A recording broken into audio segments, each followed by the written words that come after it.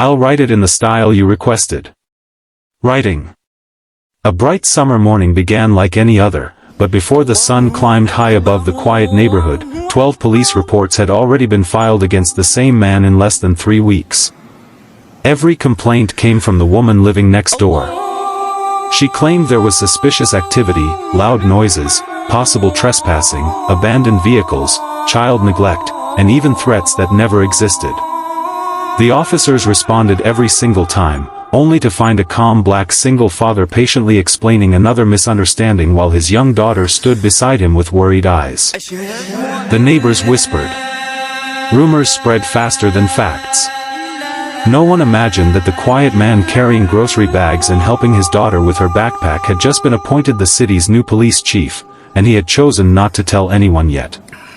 What happened next would forever change an entire community's understanding of prejudice, forgiveness, and the true meaning of leadership. If you believe kindness can change lives and everyone deserves a second chance, please like this video, leave a comment, share it with your friends, and subscribe to Heartline Stories. Your support helps us continue bringing emotional stories that inspire hope around the world. Every weekday morning, Marcus Holloway followed the same simple routine. He packed lunch for his 8-year-old daughter, Naomi, watered the small flowers planted beside their front porch, and waved politely to anyone passing by. Since losing his wife 3 years earlier to a sudden illness, Marcus had devoted every part of his life to raising Naomi with love, discipline, and compassion. Moving into the peaceful neighborhood was supposed to give them a fresh beginning after years of heartbreak. Instead, they found themselves living beside Eleanor Brooks, a woman whose fear of strangers had slowly grown into unfair judgment. She watched Marcus through her curtains, questioned every visitor, and interpreted ordinary moments as suspicious behavior. The sound of Naomi laughing in the backyard became disturbing noise. Friends helping Marcus move furniture became unknown men entering the property. A delivery truck became possible criminal activity. One phone call turned into another until the number reached 12. Each visit from the officers left Marcus more exhausted than angry. He understood that the responding deputies were simply doing their jobs, yet every flashing patrol car reminded Naomi that people often judged her father before they even knew him.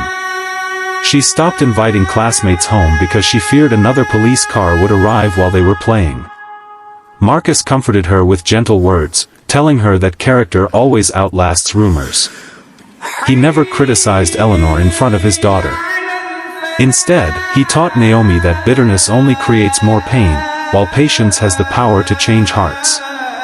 Those lessons became increasingly difficult to practice, but Marcus refused to let resentment define the home they were trying to rebuild.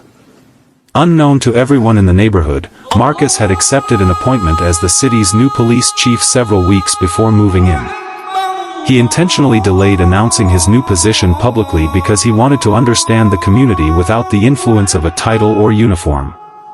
He wanted to experience how ordinary citizens were treated and to identify weaknesses within the department from the perspective of a resident. Ironically, the repeated false complaints revealed exactly what he needed to see. His officers consistently remained respectful and professional, but Marcus also recognized how easily bias could consume valuable emergency resources.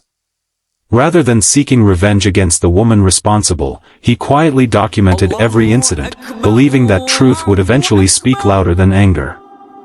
The turning point arrived on a beautiful Saturday afternoon filled with sunshine.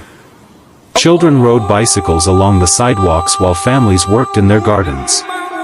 Suddenly, Eleanor collapsed near her driveway after suffering a severe medical emergency. Panic spread through the street as neighbors froze, unsure what to do. Marcus immediately rushed toward her without hesitation.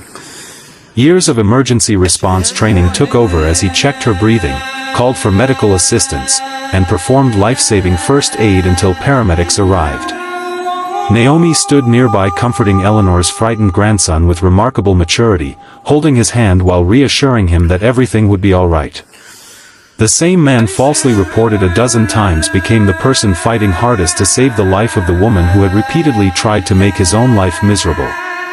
2 days later, the city officially introduced Marcus Holloway as its new police chief during a community ceremony held in broad daylight outside City Hall.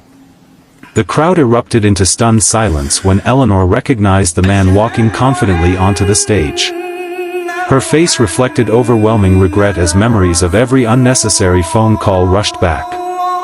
She realized she had never truly seen her neighbor as a father, a grieving husband, or a compassionate human being.